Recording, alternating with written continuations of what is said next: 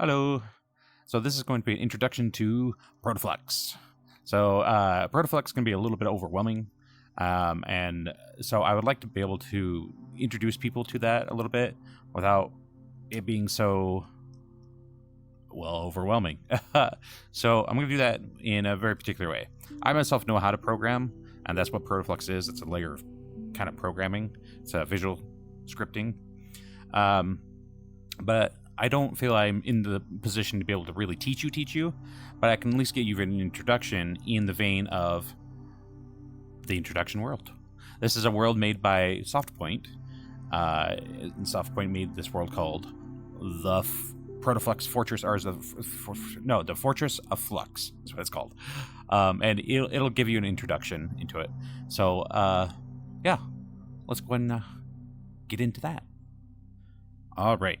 So I'm going to bring you to my first-person view so you can see what I'm seeing. And we'll start getting into the introduction. This is a really pretty world, by the way.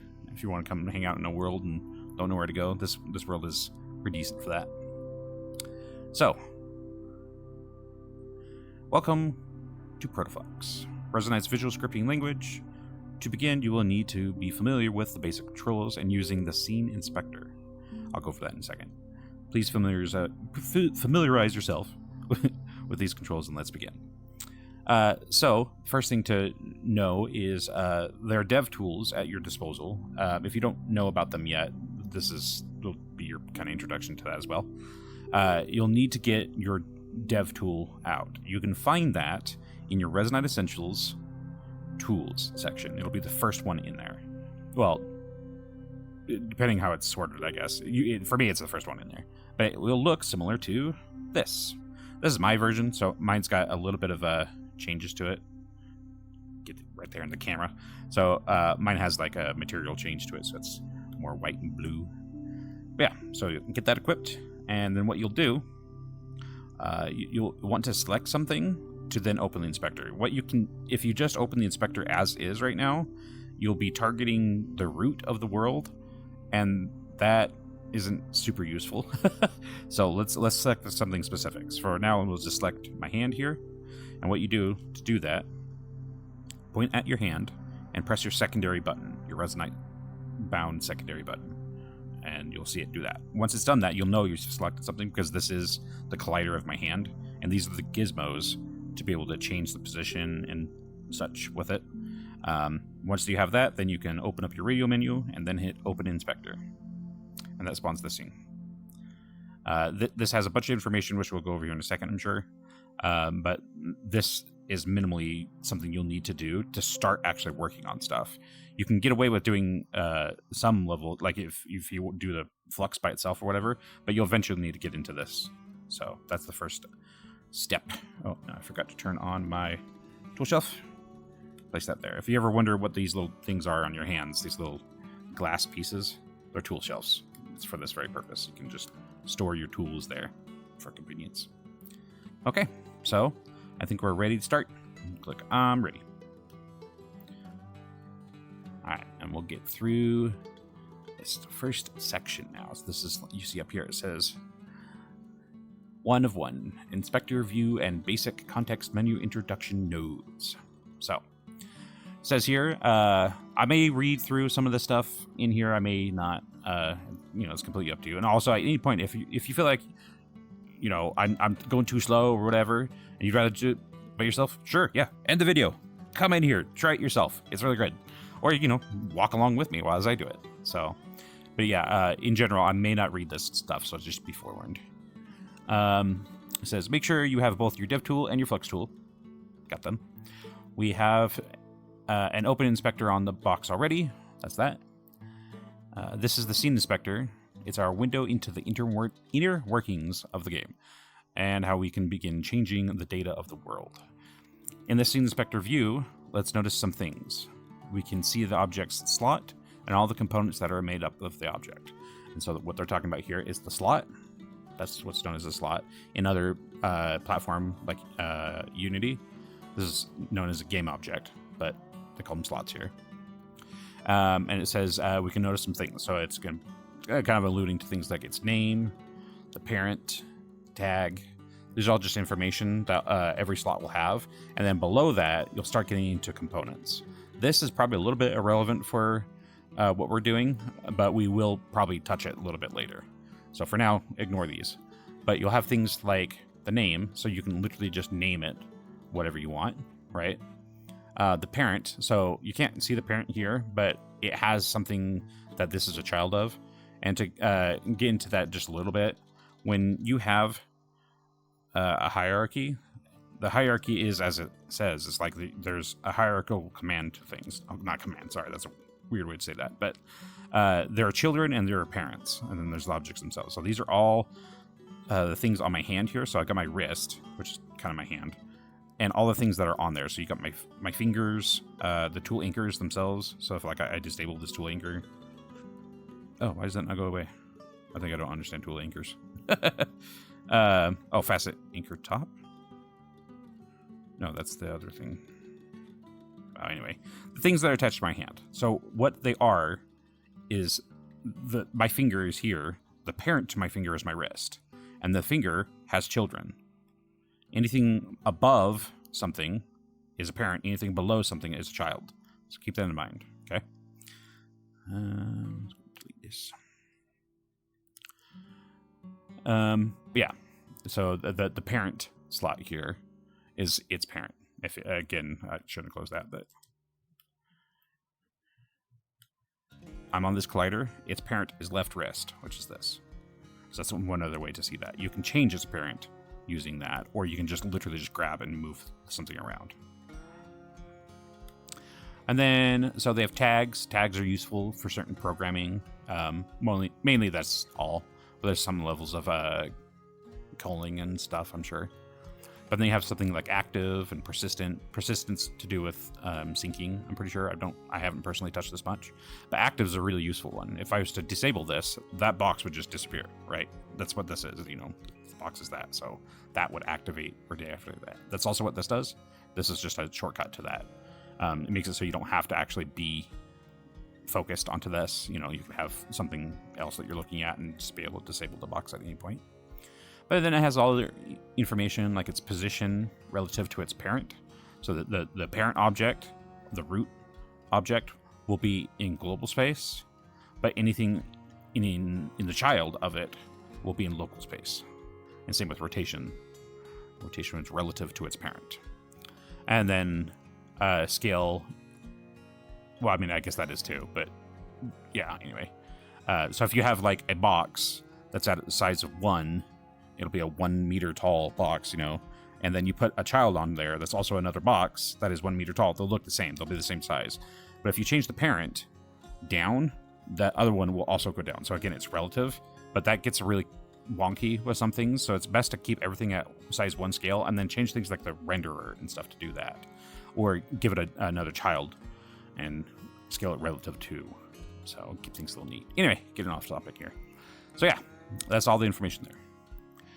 It says the box collider allows raycasts and players to interact with it. The mesh renderer renders the object with a chosen material slot that can be used and seen by players. And the box mesh component is a procedural mesh component that can be edited live to change the various things about the box 3D model. Each component has a label, in yellow, and several fields that dictate how it functions. So that's what I was talking about here with the inspector, the components.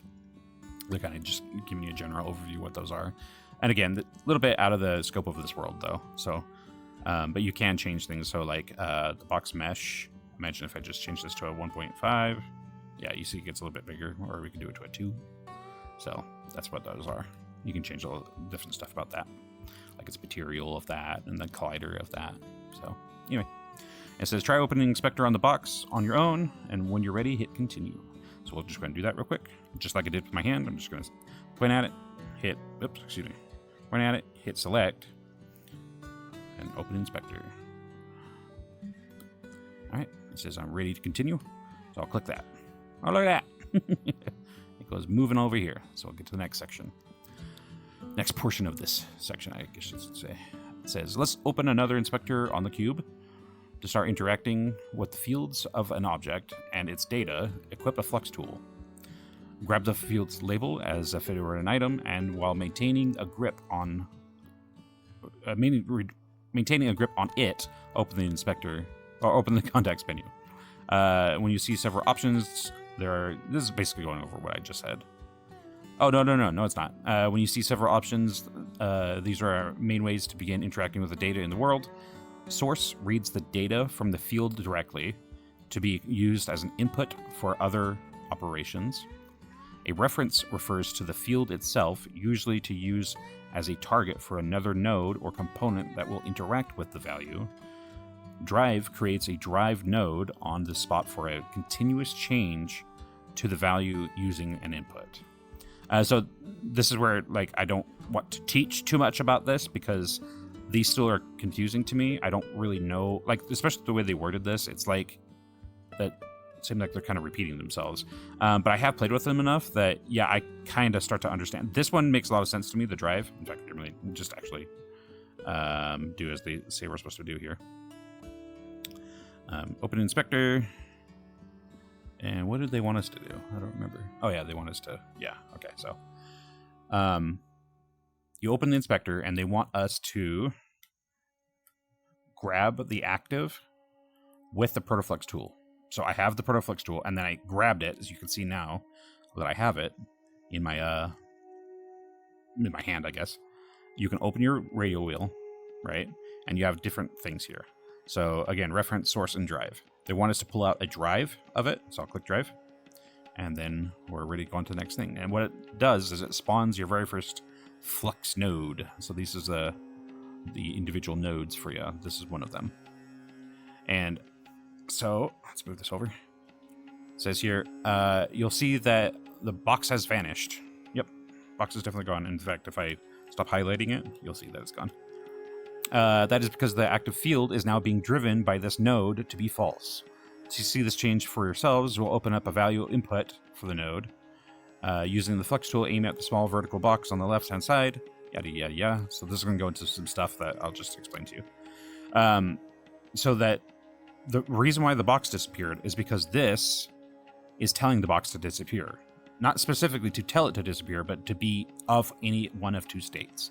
Active states, right? So this is the active of this, right? And you could also, something to also note, when I pulled this out, you see that this turned purple. The reason why it's purple is it's saying it's being driven by some code somewhere, and that's this, okay? So if you ever see a field somewhere in this that gets turned purple, in fact, yeah, see that down there? That's being driven because of, the mesh here. The box, the box mesh, when you change its size, it conveniently will change the size of the collider along with it, so they're purple for that reason. Anyway, so, but the reason why it immediately went to deactive with this, why, I didn't do anything, I just spawned it in, and it deactivated it, is because it's not got a value here. And what this is, as it's alluding to here, it's a bool. Bools are either true or false. And in general, what this is a variable. Variables hold in, some kind of data, some kind of information in it, or fields. Fields is another word. I think they're field and variable kind of interchangeable. I'm not entirely sure, but anyway. So yeah, the bool got set to false because there's nothing here. If you gave it something, it could be also false, but when there is nothing, it is always false. So that's just part of how Flux works. That'll work in all kinds of different ways with different variable types, data types. And a data type is just the exact one. So this is a bool data type. You'll find other things like integers, floats. They'll have all kinds of really specific ones in here. So and if you want to know what it is, you can just take your Flux tool and just hover over it and it'll say value bool, right? But even these are all different things. So this is a bool. You'll notice that's black, right? Well, that one's also black. Probably hard to see because of the recording, but yeah, black. But this one's green. That's an int. And then these are floats. These are float threes. Do they have a regular float in here? Probably not. Oh yeah, this mass down here is a regular float, so you can see that little tiny difference there. But anyway, so yeah, those are data types. Sorry, getting a little much here. Anyway, so what they're talking about here is when you want to start actually doing some level of Flux, you'll get your Flux tool, and you can grab this input. This is an input. If it's on the left side, it's an input. If it's on the other side, it's an output. This doesn't have an output. It has button that actually gets you back to this field. If I press this button, it'll just pull up another inspector of it. Right. Makes sense. So the input here can be pulled out, and then if you don't have anything to wire it to, you can simply just click with your secondary button, and it'll give you an input that you can just manually put in yourself. Some of the variables you can't do yourself, but most of them you can. So now we have a bool input, and this is the bool checkmark. Check is a really easy way to interact with a bool. If I just click this, bam, it's back. And so that was what you wanted to do for this section, or this portion of the section. So, and then another thing to note, they're going to go over, it says we can cut this wire. So if like you wire this up, you can't just like grab that wire. In fact, if you try, it'll just create what's called a relay. Those are just for like rerouting the wires. So say you have something, you want to go around, say you have something right here and you want to go around it. You can do that with relays. But that doesn't delete the wire. To delete the wire, you need to hold your Protoflux tool, hold the trigger, and intersect it and let go. It'll cut it that way. And then you'll notice the box also went away because it went back to just being false. So anyway, I'm going to go and wire this back up, and I want to show you something real quick too. If you want to move all your flux, this is simple flux. Usually you'll get tons of nodes all over the place. If you want to move them all at the same time, you can just move one at a time. That's a pain. But if you hover over one of them with your Protoflux tool and then hold your secondary button, you'll highlight it. And once it's highlighted, you can then move them all at the same time. And then you can unselect it is what, it's selection. You can clear that selection by hitting this button. It's no longer selected. So there you go. Generally speaking, most people yeah, and that's another thing. It's saying how, generally speaking, people arrange their flux from the left to right. So this information is going from here and then into here. So if you're looking at flux, that's a good way to try to keep it logically in your mind. Yeah, anyway, so that's the inspector and whatnot. So we'll move on to the next section here. This way is shut, but I know that that's no problem for you now. Try inspecting this door, and, well, seeing as what we just did was disable something, we disabled that box and then re-enabled it again. Try it on this. So we'll get our dev tool, point, secondary, click. You'll see that we have it selected. It's a little hard to see, but it is selected now. Now if I open my inspector, we have the door itself. It even says, very impossible door to open. Well, what happens if we just disable it? Hey! So you're starting to get that is the progress of what they're going to be doing for this whole world. It's a teach you something, and then you can do a puzzle on it. So there's that. And then I can re-enable it if I want, and then disable it again. Also note, when you do this, sorry, that's probably annoying sounding. This one is tied to that one, right? But that's the only one tied to these. If you turn this one off, it technically turns all this off too, and some of these have their own enabled. So if I wanted to just turn off the box mesh, I could do that here, but it doesn't really do much. It's hard to really understand what it does, but I can do it on the mesh renderer, and it turns off. But that only turns off the visual. I can't walk through this. Because there's still a collider that's enabled here. So you see, if I disabled the whole thing, all of them turn off, and I would be able to walk through, but here, the collider's still, the collider's still enabled. I can disable it, and then I could walk through. Or, like I said, we could just disable the whole thing and then walk through. All right. So this is data types. Let's see. So World 1, Section 2 data types. What this is going to talk about is kind of what I've already talked about in that first little bit over there, is a few of the different types of data types. So you have variables, right? Or a container. A variable is just a container for information, and that information is a data type, right?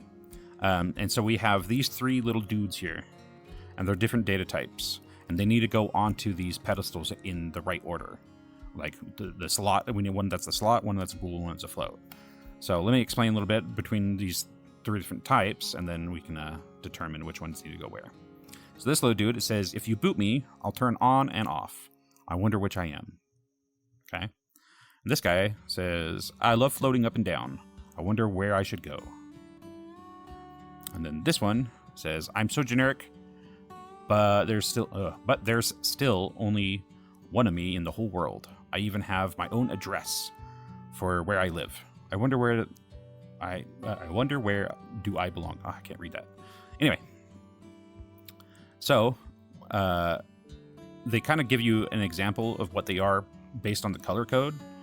So I was talking about earlier with a bool is black on the Protoflux, right? I don't have anything selected. But then this character is blue, and this character is green. So just based off of that, you probably know where this goes, right? But they're just giving you a little bit of hints. But just to go over these three real quick, or I actually just go over what they say here. A boolean, or bool, is one of the most basic and common data types. Is that all they say about common data type? That's all they say about bools. Okay, well, a bool is either true or false. Or another way to think about it, you could say on or off, or 1 or 0. And so that's, if you boot me, I'll turn on and off, true or false. So this is the bool. And like I said earlier, the bools are black. So this guy's got like a black color tone to him. So we know where that one goes, right? Yeah, okay. And then they say another common data type you'll see is a float 3. Float 3 is 3 floats and is used to express many things. Most commonly, there are position, or coordinates, of an object in 3D space, the X, Y, and Z. And this is also used for scale and how big it is on each axis. Wait, this is also used for scale, how big it is on each axis. Yeah, so float 3 is a very common thing. But specifically what they're saying, a float is... It's basically, it looks like a number. It seems like a number, but it's a specific kind of number. It's a number that can also have a decimal place. You also see integers. Ints cannot be decimal places. They cannot have it. It's either 1, 2, 3, 4. They can go negative, but it still has to be a whole place. So it'd be like -1, -2. Floats can have decimal places, so they're a little bit special. So a float could be like 1.5, but an integer can't do that. It can either be 1 or 2. It can't go in between. So anyway. Then, so with the float 3, you just take all 3 of those and combine them together into one data type. It's a whole new data type based on the previous. So that's what a lot of programming is. It's you take something that's simple and make it more complex into a new data type, or even, new thing in general. And that's what a float is. You took a float 3. You take 3 floats and put it into one. You also hear them called, in like other languages, they'll sometimes call them, oh my gosh, it's eluding me now all of a sudden. Vectors. They'll call them vector 3s. They have all kinds of different names. It just depends on the language that you're learning, the programming language. So anyway. Yeah, so this dude is our float because he's floating, but also he's blue. I was showing you earlier, the floats are blue, right? So that alludes to that, right? We can place that dude right there. Okay. And then the last one they were talking about is a slot refers to a specific instance of an object. Because of this, it can only be a reference. You cannot get its source or drive it. Every reference has a reference ID, which can be used or can be thought of as a memory address. It begins with ID and contains a unique sequences of letters and numbers, such as ID 973300. The slots are in some, like I was saying earlier, they're like a game object. So they're minimally, they have a name, they have a position, and some other basic information, right? But that's what they're saying here. It's a specific thing, but it's so specific you can't get the source or drive. You can't, like, it's too specific of a thing. So it's almost in a generic sense. So, and that's this guy is little yellow greenish looking dude. Says, I'm so generic, blah, blah, blah, blah. But yeah, so that's this dude. And he goes on slot. There you go. We're on to the next section. All right. So this is World 1, Section 3, Actions, Connecting Wires, and Button Events. So this one's got a lot going on, but we'll take it one at a time. All right. this little dude gives us the basics of what's going on in here. It says, let's create out first Protoflux event. I think that should say, let's create out our first anyway. The key to the next room is hidden somewhere in this area. Let's use Protoflux to reveal where it is. This room will show you how to use the right node. A write is a one-time change to a target value. It needs to be activated by a pulse. So, what we've seen so far is data in Protoflux, but there's another thing called pulses or impulses, or you could almost call it electricity or something. It's telling Flux to run based off of time, in a sense. Usually when you had something like this earlier, that if I just take this and wire to that just is always happening. It's always telling this value to be whatever the value is. This is actually not a data input. This is just something to tell something else to do something. But point being is that that's always happening, right? These happen on a specific time. If you see here, this is button event. So these are all essentially events that happen. And then you got some, this specific thing has some more data to it. So it's got the source data, a float 3 and 2 float 2s. And you can see that here again. Just look at that and you can see it all changing there. But this one's just called a call. So, or they'd say call on here. Anyway, so what we're going to do here is this button is, conveniently placed here. So how do we get this button to tell this source? This is the same thing we've been playing with earlier when we were playing with the door and we were playing with the other box thing. This is the active, that same thing that we were dealing with. But this is the source of it. How do we use this to turn it on? This is an output, not an input. So how do we? Well, that's what this is for. This is the write. Okay. So I've already wired this up for this. But another thing we can do is we can tell this write to send this value, whatever we have this value, to that source. Okay. So that's where the difference between source and drive. You can tell the sources what to do remotely. I don't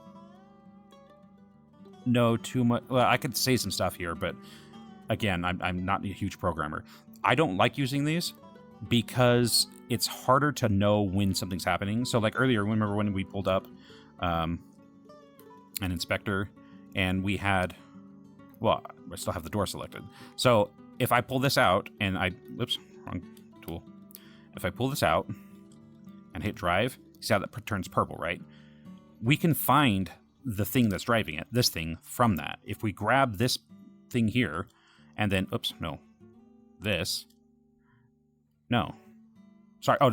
this thing. Sorry, forget. Anyway, click this. You can go to open link drive source, right? And that'll take you to this. This is actually just the inspector version of this, so I'm actually viewing it that way. But, and so you can find what is driving that. If you use one of these, you won't see this purple. So these can be a little bit problem. So this is a little bit more advanced. If you don't know what you're doing here, it might be better to try to do it with a drive. Either way, so I try not to use these when I want to keep things simple and easy to follow. So anyway, but to get this to target this, you can't actually wire it in a normal way. You see the rectangle box there for the input is a little bit different, but all you have to do is try to wire it and it will do its own thing. So this will point at its source. And so if you hover over it, that little arrow will appear, right? But if you also hover over this, the arrow will appear too, but it'll also appear for any other writes. So if you have multiple writes, and in fact, I can just do that. If I hover that one or that, oh, sorry, wait, what? Oh, I wired the wrong thing. Excuse me. Oops. Oh gosh, what am I targeting? There we go. Write this back to that. So there you go. So if I hover over this one, it points at that. If I hover over that one, it points at that. But if I hover over this, they both point. So you can see where everything is writing to that in your code. So anyway, that's a nice little convenient thing. Helps get back to that issue I was just describing. Anyway, so now that we have this right, it's targeting this value. Okay. So that's the value we want to change. We want to change it once we hit this button. Oops. So how do we get this to do it? How do we? Well, that's where we get back to what I was talking about earlier. Oh, I think I bugged out my tool. Yeah, delete that and get another one. So we could do that with the button event. So same idea that we did here. We need to fill in this button information. So this is going to get the events of the button. Right now, the button is actually updating. You can kind of see it on that panel over there. But it doesn't do anything to this yet because this isn't pointing at this button. So you do that by pulling up the inspector on it and getting the physical button. And what we can do is grab that component and drop it into the button. And there you go. So it's going to tell you more about the next part of this. So with that, you can then start wiring this up to get it to function, because what's happening is if I pull this, if I pull this off, just like any other Flux, and spawn it out, you'll see it looks very much different. Because this is not data, this is impulse. This is pulses to tell other things what to do. If I pull that out, and then you can see it says pulse display, it says no calls, nothing's happened. Well, now if I press that, there has been a pulse. And that's what that was. This is kind of over time, right? It says my name. It says what time it was in the instance. Instance time is in seconds. And then the index of it. So it's been indexed 4 times, 5, 6, 7 seconds, you know. So that's what it is. So this is sending a pulse. So if I delete this and then just wire this to this, now it's ready to work. So it's going to get an impulse when we press the button. And that impulse will say, hey, this value, we're going to send this value to this. So we're about to turn this active on that key to true, because that's what this will be false, this will be true. So if I do that and I click, we get our key. So going back to the original thing, they were saying they hid the key. Well, we just unhid the key, and I could go back and I could change this back to false and click it again, and it goes away because I'm setting it back to false. So you see how that works? So this one node is very active, or it's very what was the word I was going to use? I had a word.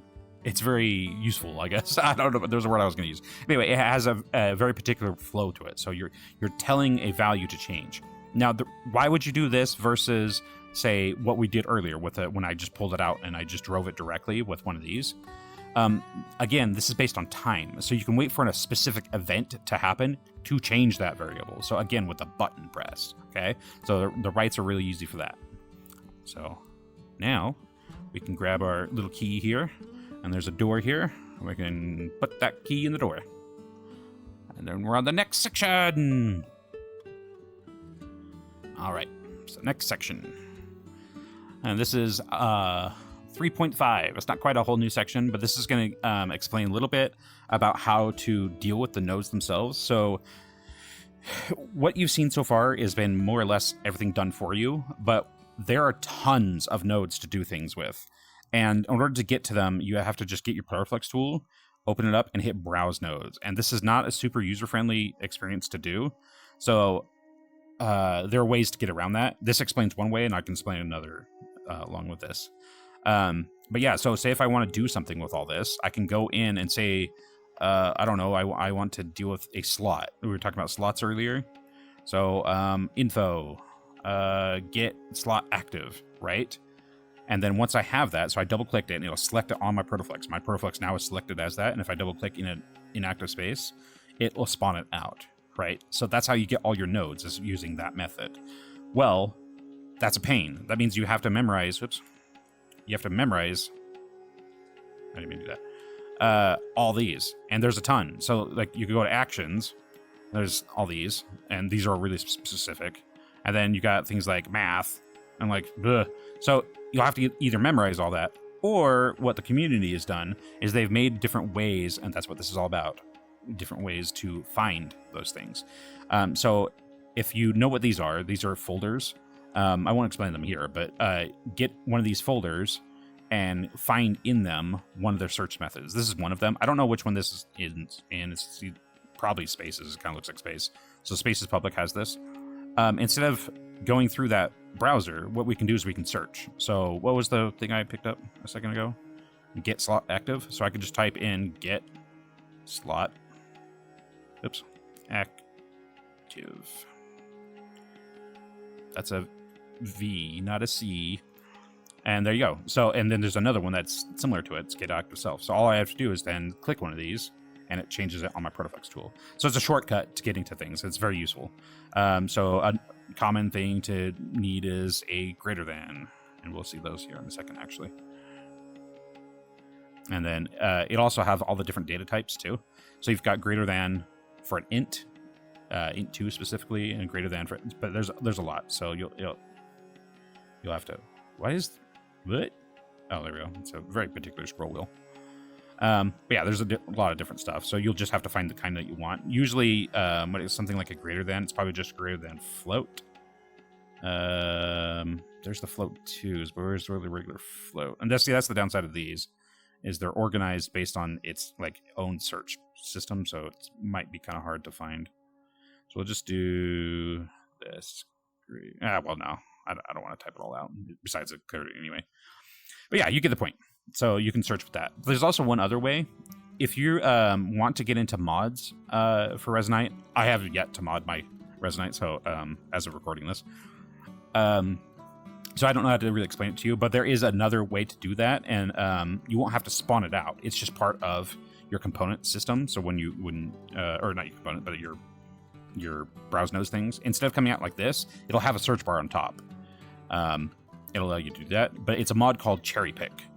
You can install that and use that, and I've seen a lot of people do that, and they've helped me a couple times when I cannot remember where a node is. I'm like, where the heck is the node? And they go, oh, it's in here, and I'll tell you where it's at. Anyway, so that's this little section.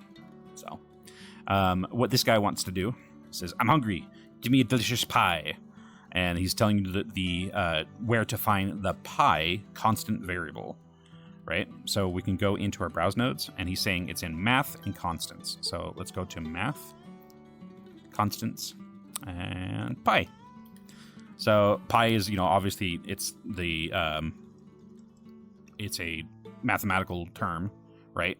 But it's also pie. It's pie. Pie is yummy. So you give him some pie. Oh. Yay, and then he eats it, and then we can go on to the next area. All right. So this is the fourth section. It says, hello again. You may need my help in this room. Here we will learn about using conditionals and interpolation to float up, and away. So this is going to get a little bit complicated. Some things are not explained here. Well, they're kind of explained, but not really. So just ignore this fact of these being here. But all you'll need to know is that there is a timer, in a sense, counting up. And as soon as it gets about halfway through that timer, it'll switch a number here. And that's displayed here, right? Okay. It's just going from true to false. And it'll go back to true and back to false. That's all you really need to know. All the under the hood stuff you'll understand later. So specifically what this is trying to show you is this bool, this true to false, is going from here, and you can see where it's being wired. It's this black ribbon. It's hitting a relay. It's that thing I was saying earlier. Or was I? Did I say anything about a relay? I don't remember. This is not my first time recording. Anyway, so if I didn't talk about a relay, relays are redirection of the ribbon. So you can move it around for convenience sake, but they don't actually do anything. But you can also pull off more ribbon from it. It acts like this, right? So this is just another version of that. Anyway, so he's taking that and they're moving up here into this conditional, all right? So they're going to show you a few new nodes here. The first one's a conditional. What that is, in fact, I'm going to go ahead and get a little bit smaller here. So this is a little bit easier to read for you. Conditional is taking a bool and saying when this bool is true, so on true, send this data out. But when it's on false, send this data. And this is the output, okay? So if you'll watch, as this changes from true to false, this display, which is this information here, will switch between the two, right? And it's also being sent here. This is the position of the float B. And you'll see that as that changes, he's going from 0, 0, 0 to 0, 1, 0. So the Y here is correspondent to his height. So he's going up to 1 meter up from that and then back down, right? And that just keeps happening over and over and over, okay? So that conditional here is doing that. You don't need to necessarily worry about it being float 3s and whatnot. We're not really messing with that. It's all going to provide it, but it's specifically talking about a conditional state. Conditionals are very powerful and they're very useful, okay? Then over here, they're taking that same bool and they're doing another conditional with the same setup, okay? But this isn't going straight into his position. This is going into what's called a smooth lerp. And it says here, the float input of this smooth lerp node indicates how quickly the interpolation occurs. Try changing it to higher or lower value to see what happens. We'll do that here in a second. But specifically, a smooth lerp, instead of it being just blatantly one value and then another, it's going to smoothly, linearly interpolate. So it's going to go from one value to another. Oh, I still have my scaling enabled. No, here, actually. Whatever. Anyway, it's going to interpolate from one value to another linearly, but smoothly. It's not just going to go straight to one and back to the other, okay? That's linear interpolation. And you can find this, by the way, if you ever need to look for the nodes and you don't know where they are, a lot of the nodes will tell you where what category they're under. So this is under operators, this was under interpolation, okay? Anyway, so you can see here, the value isn't just 1 or 0, it's this decimal place. It's a little hard to read because it's jittering all over the place, and that is what it is. A little hard to see. But anyway, yeah, so it makes the B go up, down slowly. This is doing the same thing. It's going to the B's position. So it makes it nice and smooth. Okay? And then we can do what they suggested. Let's play with this value. Let's change it to a 2. And what I'll do is it'll go to it faster. Okay? But you also notice it's staying at the position for a moment. Oh, I just lagged a little. But it'll change to that position and then stay there for a moment. Because we're not changing the timing of anything here, right? The timing is still the same. We're only changing how fast this smooth lerp gets to that new position. So in fact, we could actually do something kind of goofy here. If we change this to 0.5, that's half the speed as it was before, it won't have enough time to get between those two spots. It'll get like almost all the way there, and then it'll have to go back the other direction because the timing changed, right? So this is just the speed at which the smooth lerp moves that value, okay? And if imagine, I haven't played with this too much. I imagine if we had a bigger value, in fact, here, we'll try this real quick. If we change this value instead of a 2 or a 1 to a 2,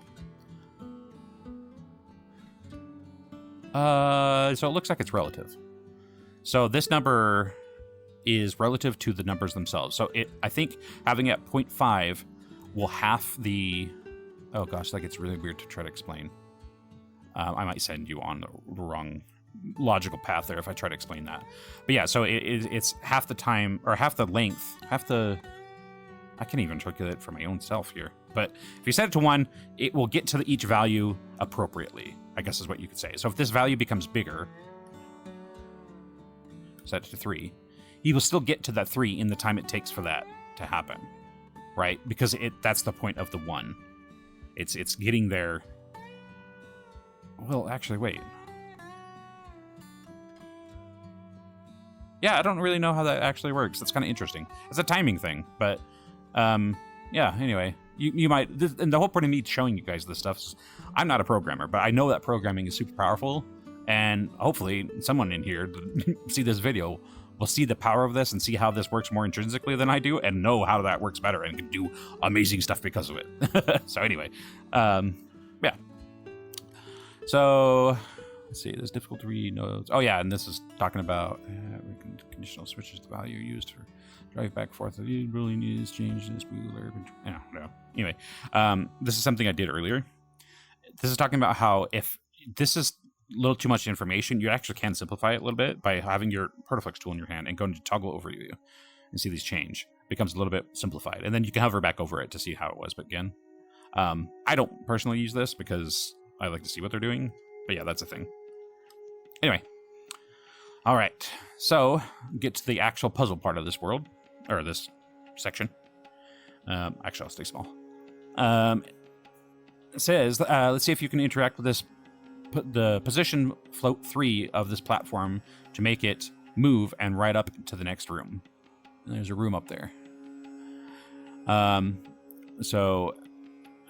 the way this platform is set up, you will need to make it move very slowly, otherwise you'll fall through it. And that's, yeah, it's actually set up in such a way that we don't have to worry about that. So yeah, you got this little fan looking thing, and you can turn the fan on and off with this lever.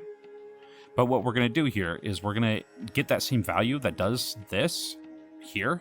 This is that value. And you can see here as I flip this, that changes, right? Oh, it's a little hard to work this lever. Yeah, true, false, true, false. And so with the effect is there, but nothing is actually programmatically like changing anything. Well, the effect is actually programmed too, but anyway. So yeah, let's take this value and do something with it. So let's set it back to off for the moment. False. And let's see what they got here. Like over here, we're going to rebuild this here. Okay, so they actually even give us the nodes, and this little guy even says, hey, those are all the nodes you'll need to make this thing work. Just use these. But anyway, so I'm going to get my Protoflux node, or Protoflux tool, and pull these up. So this is the conditional. This is the thing we'll need. I'll bring this over to us. This is the values that you'll need to get up to that. You can change these values or whatever, but this is here for convenience sake, so we know this is 15 meters up from where this is. All right. And then here's the lerp to do it smoothly.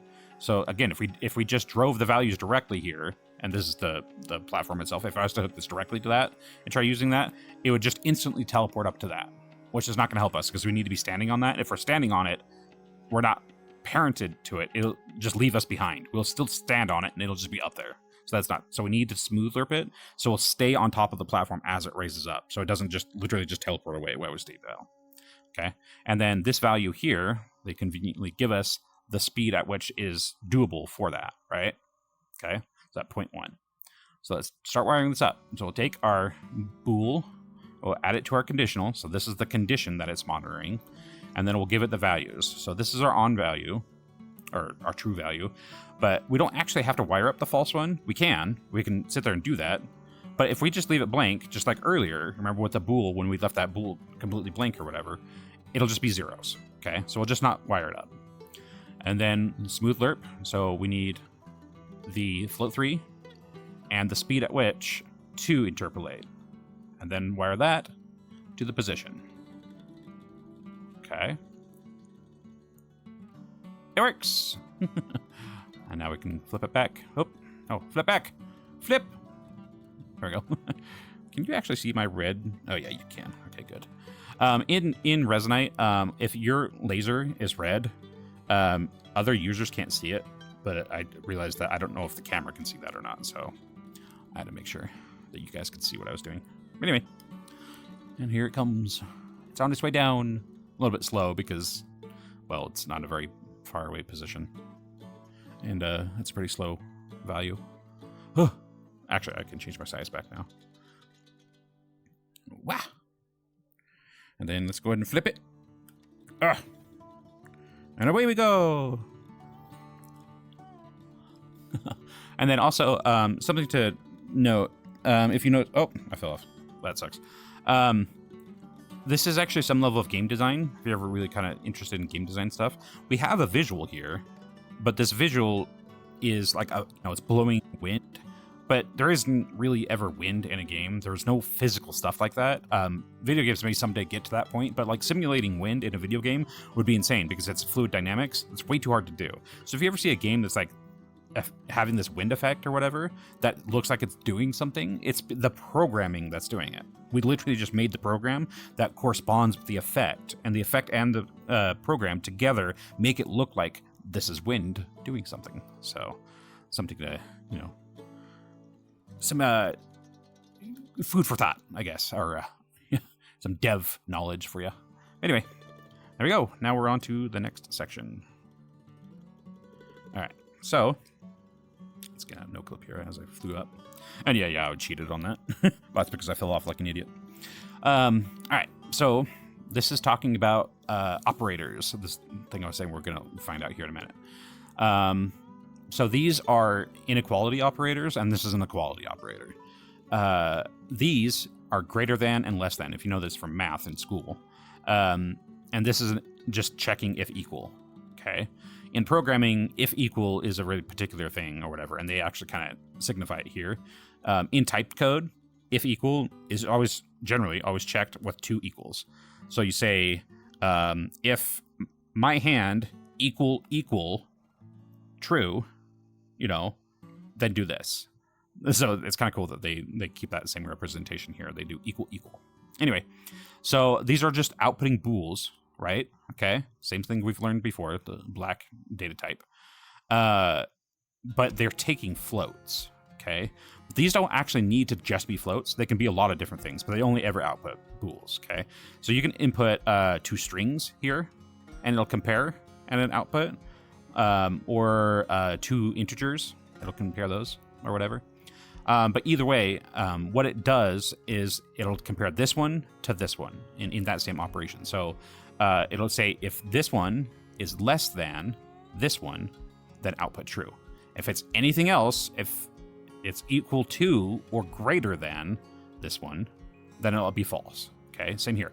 If this is equal to this one, then it'll be true. But anything else, it'll be false. Okay, make sense?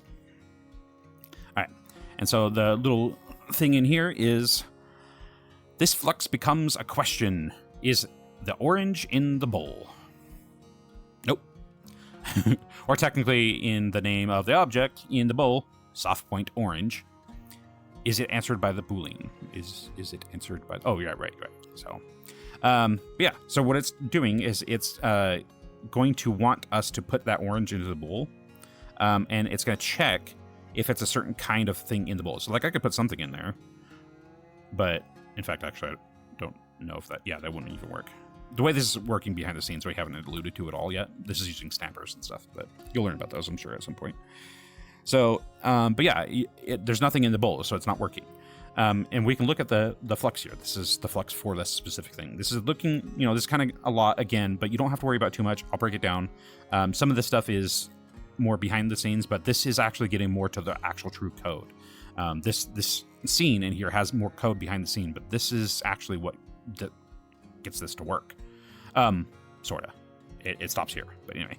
So this is getting the bowl. This is the reference of the bowl. Again, you remember you can do get the reference of something through its slot. It is that, and all you have to do is pull that out. Whoops, with the Protoflux tool, not that tool. Pull that out and hit reference. Okay, that's all that is. Well, this is the collider of it. The bowl itself is probably. Whoops. What? Oh, I still have that selected. What did I do that for? Anyway, so yeah, the bowl itself is here. Okay, so that's the slot, and slots are yellow. Remember that yellowish greenish kind of color. Okay, so the slot information is going into this get child node. Okay, so it's getting the instance and outputting also another slot. And what that means is, back to when I was first talking about stuff, the child and parent specific thing is what this is saying. So it's just getting the first child. Well, it's actually getting the child that's specified in the index. In the index right now, it's not hooked up to anything, so it's 0. But that means the first child. Okay, so it's getting the first child and then outputting it. Now, if we just change the index here, we could change that to 1 or whatever. That wouldn't it would get any child or whatever child we specify or whatever. But if you leave it at 0, it'll just get, if a child exists, it'll get it. Okay. And then it'll send that over to get slot name. So what that's doing is it's getting a slot and it'll output a string. That's what the red data type is. It's a string. Basically, it's a string is a word or a name or just any kind of text, anything. So like this is a bunch of strings. Okay. And this is one of them. So a string input, soft point orange, right? So this is getting the string, but there is nothing in it right now. So it's displaying as null. Null is a type of, I don't know how to really express this. I'm sure someone who is more programmatically sound could tell you exactly what it is, but it's basically nothing. It's not even, the sense of nothing is really particular in code. You can have something that is nothing, but you can have something that is null, which is more than nothing. It's like, it's not expressed at all. So null is a very particular term. Anyway, but yeah, because there's nothing there to get the name of, it's null.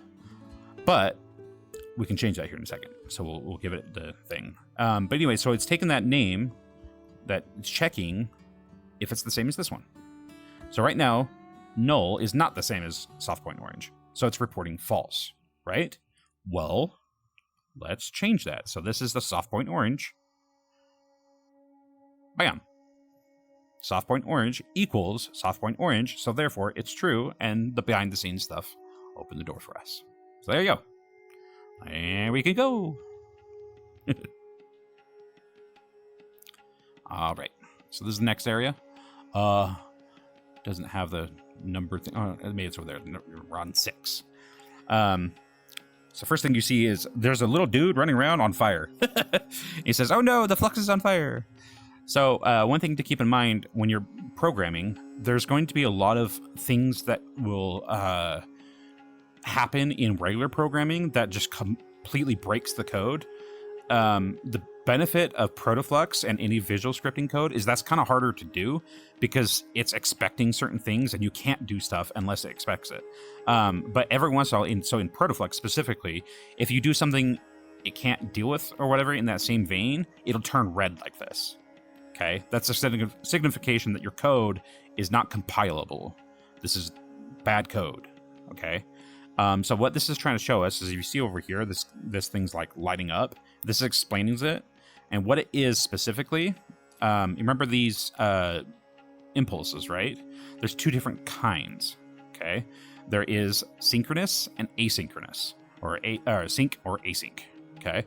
What that tends to mean, this is something I'm still trying to learn myself. It means that like synchronous happens instantly. It happens when it's called. It just goes through. Okay. Asynchronous means some kind of delay happened. It's doing it later. It's not happening at the exact time that it was called. Okay. So if you have a bunch of nodes that are all wired together and it's all synchronous, it'll go through that instantly. Okay. But if there's any time delay, if there's any kind of wait to that, it needs to be asynchronous. All right, I may be talking out my booty about that. There might be some more levels to that. That's how I understand it for now, and it seems to be, it holds true. Okay, but because of that, you cannot wire a synchronous to an asynchronous. Okay, so this down here is asynchronous, but this is synchronous. This node, right? So it caused this thing to break the code. This is where it went wrong. So minimally, if we just simply remove that, so get our tool and do the whole like. It'll fix it. Hey, we're done. But yeah, so you got to keep that in mind. And so what will happen is if you have some of these things that send out impulses, when you go and wire it to something and it breaks your code like that, and in fact, there is a color difference. I rarely ever think about this, but this is like kind of like a really like a pastel teal, I guess. And this is like a pink or a pastel purplish kind of color or whatever, right? So those will indicate where the things, I think, sort of. There's also this kind of reddish color, but that is asynchronous. So the synchronous ones will always be this blue, or I think this kind of yellowish, and the asynchronous will be like this purplish and reddish color. All right, so anyway, that'll help you kind of get it. But yeah, so to get something to go from synchronous to asynchronous, you need this. So in order to get this to work, you have to have one of these before, okay? So this is start async task. It takes it from a sync task to an async task. And that's what this thing is an async thing and whatnot. And I can break these down real quick. So, yeah. So what this whole thing is doing, we've actually technically already solved this. We could go into the next little section over there. But I just want to explain a couple of these nodes real quick.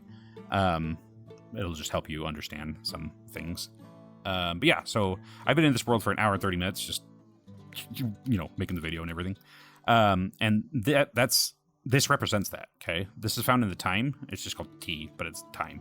And it outputs, so this is the display of it, in seconds. So there's been 5,420 some odd seconds, right? And you can use that with this node called the format as time. In fact, let me get it smaller again so you can probably see this a little bit better. The format as time will take a time and that this bluish color, and output as a string as a more traditional like time understanding. So we got hours, minutes, seconds, whatnot. And then this will tell you, it'll take in how many decimal places. So if I actually get this, pull it out, right now it's saying to 2 decimal places. Then that's the default for it. In fact, actually, that's one of those situations where I guess I overspoke earlier. Again, this is me learning. I overspoke by saying that if you leave this, it'll be 0. It seems like if you leave this, it'll be a default of something. So probably a default for this.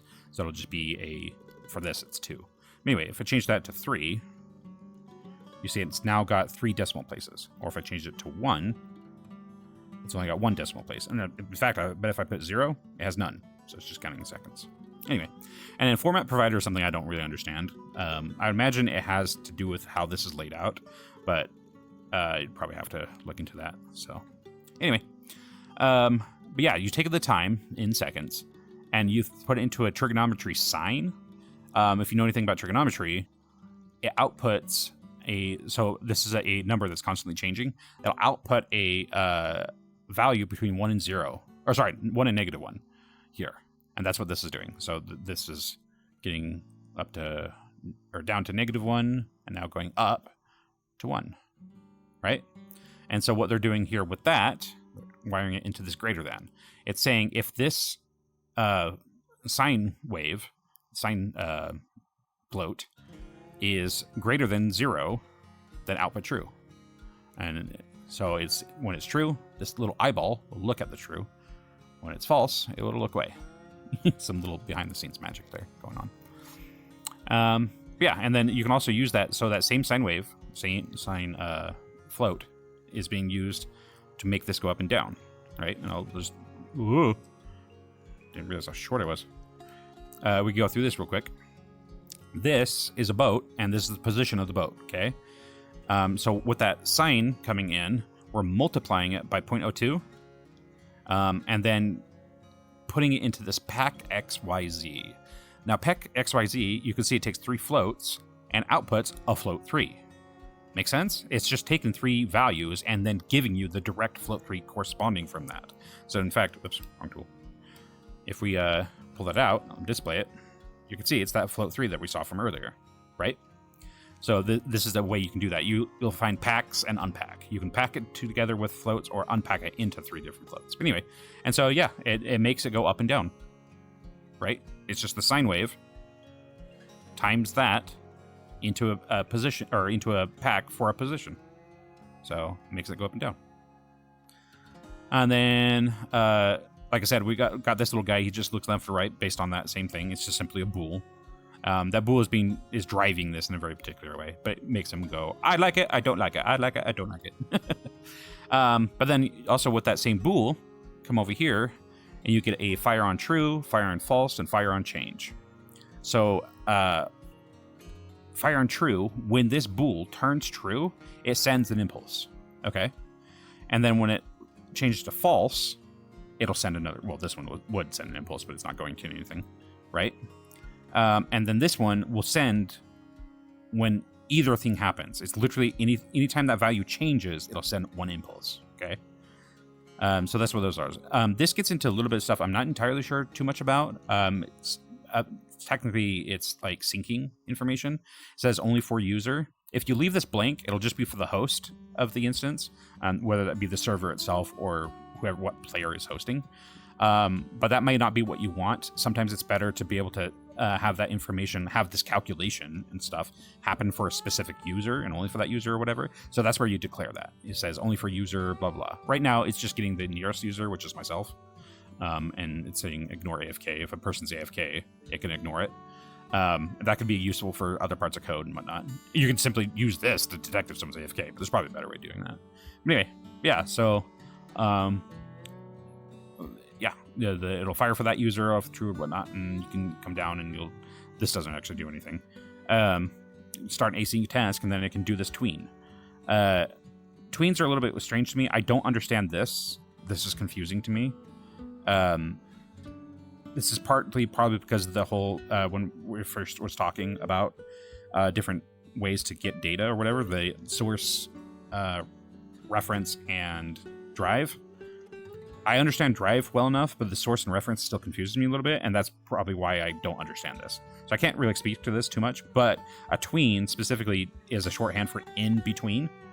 What it's doing is when this is true, it'll send a pulse to this, and it'll tell this to set a number to 90, and then go between 90 and this number, 0. So it starts at 0 and it'll go down to 0. Or sorry, it starts at 90 and goes down to 0. Okay, that's what a tween does. And it's based off of this speed, or this duration. So it's at 1.5, and that's in seconds, I'm pretty sure. So if I choose this to just 0.5, this fountain will now go faster. Like, it'll just only go psh. There you go, see? Tiny little number. Anyway, so that's that. And then proportional duration. That probably something to kind of do with that one timer that I was talking about earlier. That kind of gets confusing. Not entirely sure what that would mean. And you do it off a curve too, apparently. That's interesting. I don't know what that means, but yeah, interesting stuff. So yeah, let's move on to the next little spot right here. And this is where you can start getting into actual like usefulness. Oh, sorry. Well, this is where we're going to actually like manipulate the code. So right now we've always just kind of been solving a simple little puzzle. Now we're going to actually manipulate code. All right. So what it is, this little dude. In fact, let me get small again. This little dude is saying, you will never get beat my ultimate challenge. Collect 999 apples and put them here. Well, that's a lot of apples. So, yeah, that's kind of impossible. And in fact, this world made this so you can't even duplicate this apple. So, how do we solve this? It's kind of impossible, right? So what we can do is we can modify this code. Excuse me. We can modify this code to make it possible. And so what we're doing is it's provided us the Flux to do that. So far, we've always seen Flux kind of out and about, right? Jump up. Whatever. You get what I mean. You see the Flux over there. Okay. Well, you see the Flux over there out like this. Well, when you're using something, like say if you have a gun or you have a world with all the code, you don't see it out like this. It's packed away. And that's what this is going to show us to some degree. When you pack Flux away, it does one of two things. One, it cleans it up so it's not out here and puts it away so it's visually appealing, but also it removes a lot of junk. So all this information that's on these, it's like, this is text. This isn't baked on to this. This is actual text on here, and this is actual like components and stuff. It's there so you can program it, but you don't need that stuff. The code, the assembly code, only needs to know the references of everything, and that can be baked into a simpler version of it. And that's what packing in does. Again, it makes it look prettier, but it also refines the code, like the objects themselves, to be ready for the assembly. Okay, and that's what this is. So right here it says Slime Quest Flux. So this is the Slime Quest. That's that dude, right? And this is the Flux for it. This is the code, and you can actually see that if you open this up, and you'll see this is a bunch of random, like, just what is all this stuff? And there's nothing to it. Like, there's no more children of it or whatever. But you'll see that'll change here in a second. Okay. So if we get a Protoflux tool, and if we unpack this, and the way you do so is you grip with your controller, and then you aim away, open your context wheel, and hit unpack. And then, bam, there's the code, right?